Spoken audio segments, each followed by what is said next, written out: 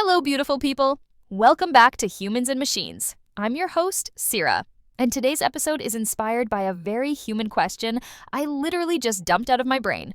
What's the best prompt for different fields? But before we get there, let's ask the machine. What fields can you even help with? Hi, Sira. Love the spontaneity. Great question. I can assist in tons of fields like writing, marketing, programming, education, medicine, non-diagnostic, law, non-advisory, design, coaching, translation, storytelling, you name it. Okay, flex much? But seriously, prompting seems like an art. Can you give us a sneak peek into what a great prompt looks like in different areas? Absolutely. A strong prompt is clear, specific, and gives me a goal. Want a tagline for a skincare brand? Ask for tone, target audience, and product vibe. Writing code? Mention the language, the function, and expected output. Teaching a kid? Set the level and keep it warm. Oof, we're gonna need a full episode, or 3, but I love where this is going.